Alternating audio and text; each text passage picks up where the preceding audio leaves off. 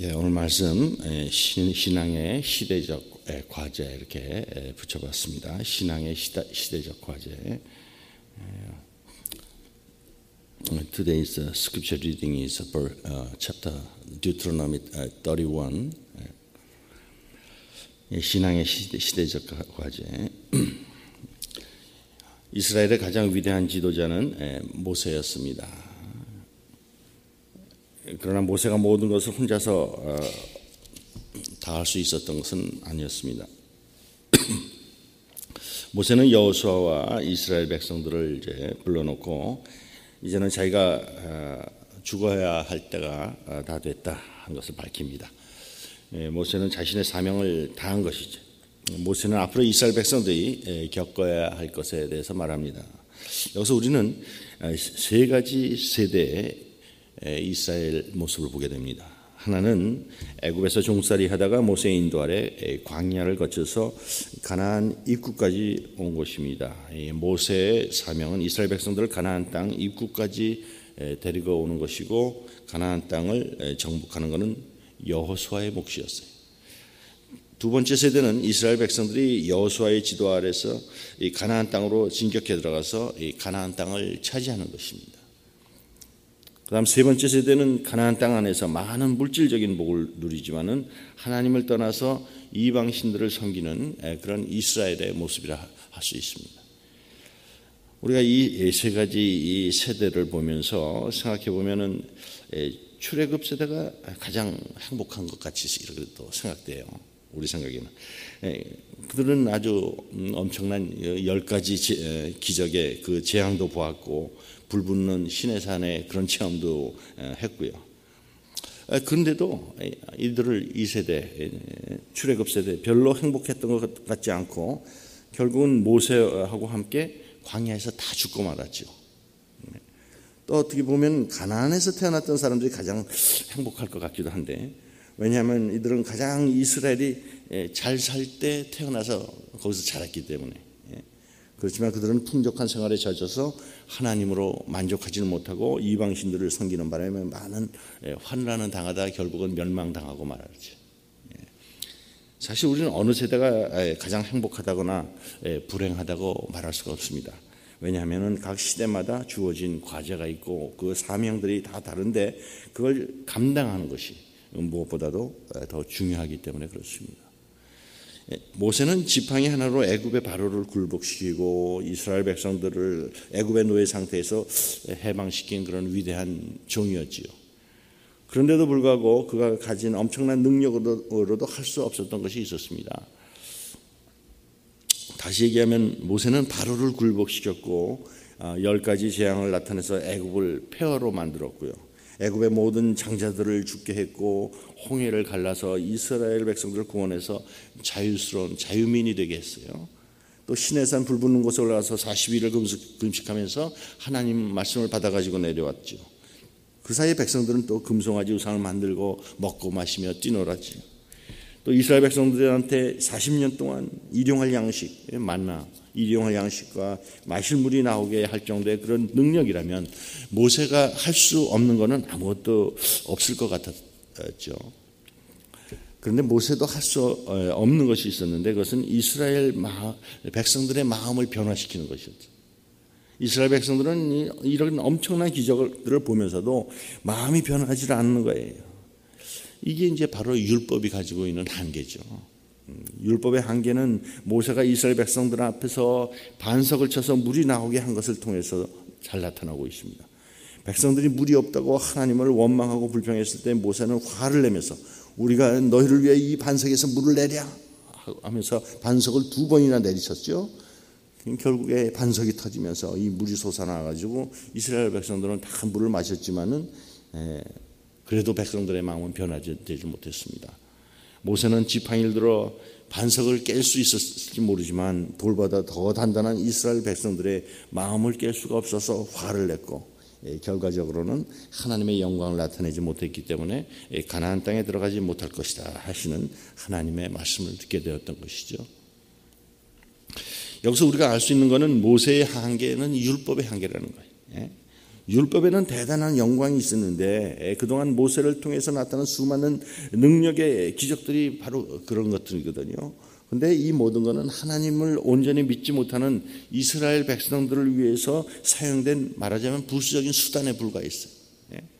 이스라엘 백성들의 마음은 늘 유치한 어린이들하고 같아가지고 하나의 기적이 끝나면은 또 다른 기적이 또 필요했고 그랬어요. 그러다가 마음에 들지 않으면 원망하고 불평하다가 결국 하나님의 징계를 당하곤 했던 것이죠. 또 우리가 생각하기에 이 광야 시대 사람들이 또 이렇게 제일 행복했을 것 같지만 또 그렇진 않았어요. 광야의 이스라엘 사람들은요, 기적이 일어나는 아주 그런 경건한 신앙적 생활을 추구하기보다는 자꾸 뒤를 돌아다봐요. 애굽의 그 편안했던 생활을 동경해. 척박한 환경이니까 광야에서. 그래서 하나님의 영광을 나타내 줄도 못했어요.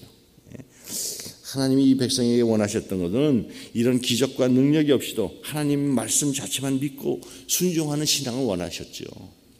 그러나 그거는 이제 말씀 중심으로 변화된 자들만이 할 수 있는 것이죠, 사실은. 하나님은 여호수아를 통해서도 이걸 보여주셨습니다. 여호수아는 모세가 가진 능력과 표적을 하나도 가지지 않았음에도 불구하고 가나안 땅을 공격해서 정복을 했어요. 그래서 우리가 여기서 알아야 되는 것은 하나님 말씀 자체가 가지는 무한한 능력이 있다는 거지. 출애굽 때의 놀라운 기적인 능력들보다도 더 수준 높은 능력은 하나님 말씀으로 이 마음이 변화돼서 눈앞에 어떤 어려움이 있어도 마음의 말씀의 능력을 믿고 순종하는 것이다 하는 것을 기억하시기 바랍니다. 하나님은 여호수아에게 모세가 하지 못했던 가나안 정복의 사명을 주셨어요. 4절에서 6절을 같이 읽습니다. 또한 여호와께서 이미 멸하신 아모리 왕 시온과 옥과 및 그 땅에 행하신 것과 같이 그들에게도 행하실 것이라. 또한 여호와께서 그들을 너희 앞에 넘기시리니 너희는 내가 너희에게 명한 모든 명령대로 그들에게 행할 것이라. 너희는 강하고 담대하라. 두려워하지 말라. 그들 앞에서 떨지 말라. 이는 내 하나님 여호와 그가 너와 함께 가시며 결코 너를 떠나지 아니하시며 버리지 아니하실 것이라 하고, 여호수아는 모세가 가지고 있었던 그런 능력이나 또 직접 기적을 경험한 것이 거의 없습니다. 모세가 가졌던 능력의 지팡이도 없었지요. 모세처럼 얼굴이 환하게 그렇게 빛난 적도 없어요. 그런데도 하나님은 모세가 해내지 못했던 가나안 정복의 사명을 주셨어요.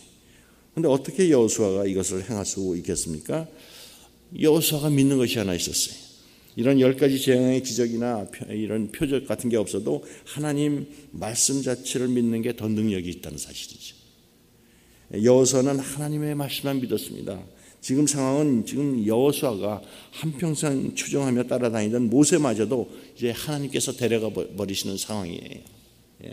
하나님이 이토록 철저히 그분의 말씀만 믿으라는 것이었지요. 이렇게 하나님의 말씀만 믿었더니 하나님의 사자가 앞장서서 가나안 족속들을 치셨어요. 그래서 중요한 것은 모세의 능력이었던 것이 아니라 전에도 하나님 말씀 자체의 능력이 있었던 것이죠. 우리도 하나님의 말씀을 붙잡을 때는 우리는 이미 전능하신 하나님의 능력을 붙들고 있다는 것을 믿으시길 바랍니다. 그런데 당시 현실은 이스라엘 백성들한테는 사실 무기도 변변하게 없었고 정식으로 군사 훈련을 받은 사람도 없었습니다. 거기에 비해서 가나안 족속들은 벌써 앞서 나간 문명, 이 철기로 된 무기가 있었고 성은 또 견고한 돌들로 아주 높이 쌓여져 있었고 그 거류민들, 사람들 자체도 거인들이었다. 그런데 이스라엘 백성들은 오직 하나님 말씀 하나로 이 모든 것을 이겨내야 됐던 것이죠. 만약 이스라엘 백성이 하나님 말씀에 정말 미치지 않고 정상적으로, 소위 정상적으로 세상의 방식대로 생각하고 행동했다면 이들이 가나안 땅을 차지한다는 것은 아마 수백 년이 걸려도 불가능했을 거예요. 그런데 매 순간 하나님 말씀을 의지하게 되니까 그때마다 새로운 방법이 있었고 길이 열리고 그랬던 것이죠. 결국 여호수아는 모세의 능력이라든가 이런 카리스마라든가 그런 건 없어도 이 난공불락의 여리고성을 무너뜨렸지요. 나중에는 태양과 달이 제자리에 머무는 그런 기적까지도 일어나게 하는. 그런 경험을 가질 수 있었죠. 이 여호수아가 이끄는 백성들은 어떤 사람들입니까? 출애굽 세대가 아니에요. 광야 2세대 사람들이에요. 광야에서 난 이들은 출애굽의 기적을 경험하지 못했지만 매일매일 이렇게 채워지는 매일 일용할 양식, 만나의 기적으로 이런 일용할 양식을 통해서 하나님의 능력을 믿었어요.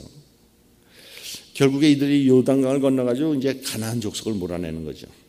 이걸 보면은 홍해 기적보다도 날마다 일용할 양식을 통해서 하나님을 믿는 신앙이 훨씬 더 강력하다는 것을 느낄 수가 있게 됩니다. 근데 보통 이 일반 백성들 눈에는 보이는 게 아무것도 없기 때문에 이게 불안하고 두려운 거예요. 그래서 모세는 여호수아한테 자꾸 이렇게 강하고 담대하라는 말을 덧붙이는 거죠. 7절 8절 같이 있습니다. 모세가 여호수아를 불러 온 이스라엘의 목전에서 그에게 이르되 너는 강하고 담대하라. 너는 이 백성을 거느리고 여호와께서 그들의 조상에게 주리라고 맹세하신 땅에 들어가서 그들에게 그 땅을 차지하게 하라. 그리하면 여호와 그가 내 앞에서 가시며 너와 함께하사 너를 떠나지 아니하시며 버리지 아니하시리니 너는 두려워하지 말라 놀라지 말라. 사실 전혀 준비되어 있지 않고 또 실력도 없는 상태에서 아주 이 강력한 상대하고 싸워가지고 이긴다는 것은 어찌 보면 말도 안 되는 거예요. 그런데도 하나님은 우리가 가장 먼저 중요한 것을 가지게 하세요. 우리가 이 세상에서 가져야 될 최고의 보물이 뭐예요? 하나님의 말씀이고 하나님을 믿는 믿음이죠. 우리가 이 두 가지를 가진다면 이 세상에 최고로 우리가 복된 자인 줄로 믿습니다. 또 우리 하나님의 백성들은 세상 사람들한테 인정받기보다는 이 하나님의 인정을 받아야 되고 내가 주어진 일에 이 최선을 다하는 그런 법을 배워야 되지. 그렇게 될 때 바로 이 가나안 정복이 이루어질 줄을 믿으시길 바랍니다. 그 다음에 우리가 또 생각하기에 이 가나안 땅에서 태어난 사람들이 어떻게 보면 또 가장 복된 사람들처럼 보이는데 조상들이 꿈에 그렸던 이 밀크 앤 하니 젖과 꿀이 흐르는 땅을 차지했을 뿐만 아니고 하늘로부터 이 많은 복을 받았기 때문에 그런데 하나님은 가나안 땅에서 태어난 세대라 그래가지고 더 복된 것이 아니다 이렇게 말씀하십니다. 왜 그래요? 이들은 고생을 하지 않고 복만 받았기 때문에 하나님의 복이 얼마나 소중한 것인가를 깨닫지 못해요. 16절 17절을 함께 읽습니다.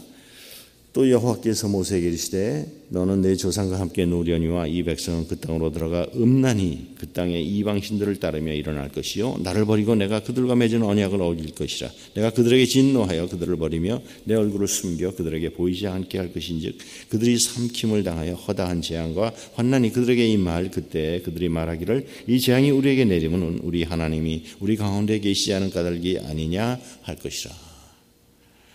출애굽 세대는 광야 세대의 이스라엘 사람들은 다 아주 가난한 사람들이었습니다. 학대를 받기도 하고 먹을 것이 없어서 죽을 위기에 처하기도 하고 그랬어요. 이들한테는 하나님 외에는 살 길이 없었어요.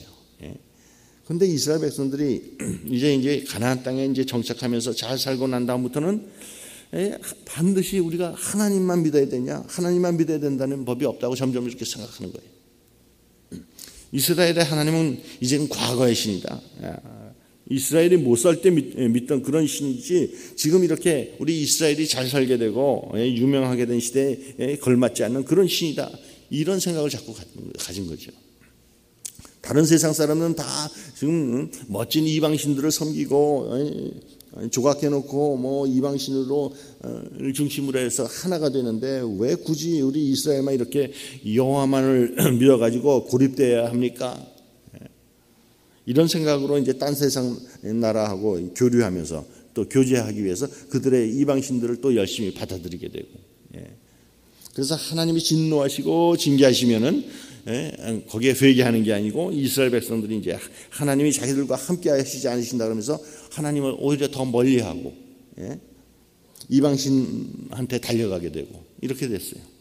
이게 바로 이 타락하는 악순환이 된 거예요. 무엇보다도 이 가나안 세대의 비극이라고 할 것 같으면 하나님께서 주신 것이 얼마나 엄청나게 좋은 것인지를 생각하지 않고 자기 지금 세상적으로 눈에 보이는 좋은 것 그런 것을 따라갔다는 거죠. 하나님께서 이스라엘 백성들한테 이 가나안 땅을 주신 이유가 어디 있겠어요? 그들이 애굽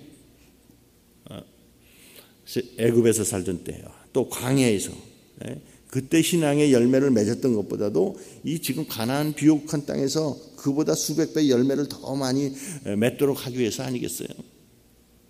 그래서 하나님께서는 가나안 세대 이스라엘 백성들한테 이렇게 하라고 말씀하셨던 것이죠.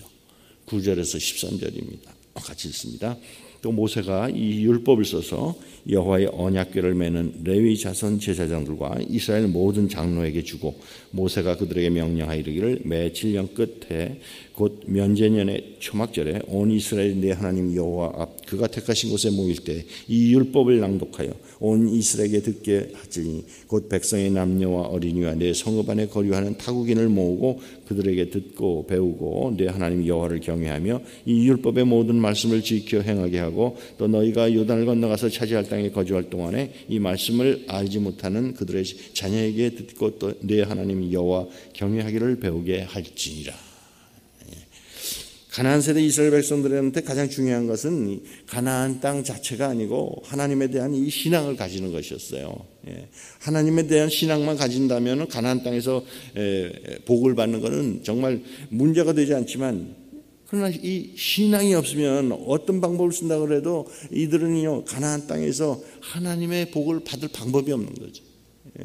그래서 가나안 세대 이스라엘 백성들이 살 수 있는 것은 이렇게 하나님의 말씀 잘 배워서 하나님을 의지하고 믿는 길뿐이란 말이에요. 그런데 이 부모들이 욕심을 내 가지고 말하자면 이 자녀들이 하나님 말씀을 듣는 것보다 세상에서 성공하는 것이 더 중요하다 이렇게 생각을 해가지고 자꾸 이 세상 공부만 자꾸 푸시하고 잔뜩 시켰을 때 이스라엘은 결국 망하게 되는 거예요. 우리 주변에서 얼마나 그런 걸 많이 봅니까? 여기서 우리는 이스라엘이 이 세상에서 복을 받으면서 잘 사는 그런 비결이 가나안 땅을 차지하는 게 아니고 하나님께 대한 이 믿음의 고백이구나 하는 것을 알 수가 있죠. 이 믿음은 이스라엘 백성들이 이제 율법을 배우고 듣고 그런 데 달려 있습니다. 여호수아는 눈에 보이는 능력은 사실 아무것도 없었지만은 하나님 말씀만 믿고 그 요단강을 건넜어요. 이스라엘 백성들은 아무 소리도 내지 말고 하루에 한 바퀴씩 여리고 성을 돌라고 하는 이 말씀 듣고 그걸 그대로 순종하면서 그 성을 일주일 동안 돌았더니 성이 무너져 내렸다고 했죠. 그렇습니다. 우리는 다시 그 우리 스피릿이 광야로 돌아가야 돼. 아무것도 가지지 않은 맨손으로 이 가나안 정복의 기적을 일궈내야 되는 거죠. 오늘 우리 하나님의 백성들한테는 이미 이 신적인 하나님의 능력이 주어졌단 말이에요. 이제 우리가 할 일은 아무 소리도 내지 않고 조용히 말씀대로 진격하면 되는 거죠. 하나님께서 홍해를 건너라 그러시면 건너고 여리고성을 돌라고 하시면은 그러면 그대로 돌면 되는 거예요. 순종해서. 우리가 잘 살고 못 사는 것이 다 하나님께 달려 있는 줄을 믿습니다. 우리는 우리의 행복을 위해서 사는 게 아니고 하나님의 살아계심을 나타내기 위해서 살아가는 사람들이다. 이런 고백이 있으시길 바랍니다. 하나님께서 우리에게 이 가나안 땅에 그런 축복을 주신다면 어떻게 해야 되겠습니까? 오늘 말씀에 나오는 것처럼 7년마다 면제년에 초막절을 지키는 것입니다. 초막절의 스피릿을 지키는 것이죠. 초막절이라는 것은 이스라엘 백성들이 광야에서 아무것도 없이 오직 하나님의 능력만으로 40년을 산 것을 의미하는 거예요. 광야에서 40년을 산 사람들이 가나안 땅에서 뭐가 두렵겠습니까? 우리는 내가 가지고 있는 것이 아무것도 아니라는 것을 기억을 해야 돼요. 그래서 집이 있어도 없는 것처럼 생각을 하고 돈이 있어도 없는 것처럼 생각하세요. 학벌이 있어도 없는 것처럼 생각하고 뭐 때문에 우리가 이 아무것도 없는 그런 빈손으로 살아가야 됩니까? 하나님의 말씀이 우리의 생명이고 우리의 능력이기 때문에 그렇죠. 오직 말씀만 붙들고 살아가야지 가나안의 이 축복이 마르지 않는다 하는 것을 늘 기억하시길 바랍니다. 하나님은 우리한테 이미 세상 사람들이 알지 못하는 엄청난 것을 주셨단 말이에요. 뭐 요즘에 유럽 나라들이 아주 부자라고 동경하고 또 저 동남아에서도 부자로 유명한 싱가포르이 대단하다 또 부러워하고 그래요. 일본도 뭐 여전히 경제 부국이다 이래서 동경하죠. 그런데 하나님의 말씀의 잣대를 가지고 볼 때 이 나라들 보면 하나도 부러울 게 없다고요. 유럽은 이미 기독교가 다 소멸하고 있는 지역이에요. 그래서 멋있는 교회당도 다 다른 용도로 팔아먹고 그러잖아요. 예. 싱가포르 여전히 수많은 우상 숭배가 성행하는 나라예요. 예. 일본은 총리부터 백성들까지 신사참배하지 못해가지고 몸부림치는 우상 숭배 나라 아닙니까? 예. 우리 하나님은 우리 한민족에게 엄청난 복음을 선물로 주셨다는 걸 믿으시기 바랍니다. 우리는 이것만을 붙잡아야 될 줄을 믿습니다. 우리에게 아무리 광야에 매서운 바람이 불고 눈보라가 몰아치고 물이 없어서 목말라서 죽을 지경이 돼도 하나님의 말씀을 붙잡고 가십시오. 무엇보다 우리 하나님의 백성들한테 최고의 복은 우리 하나님의 말씀으로 변화돼서 하나님을 철저히 믿는 것이고, 하나님을 믿는 믿음으로 하루하루 최선을 다해서 사는 것이 가장 중요하다 하는 것을 기억하시길 바랍니다. 그러면은 정말 태양과 달까지도 머무는 놀라운 그런 기적의 역사를 우리 삶 가운데 맛보면서 살게 될 것을 믿으시는 여러분과 제가 되기를 주의 이름으로 축원합니다. 아멘. 기도하겠습니다.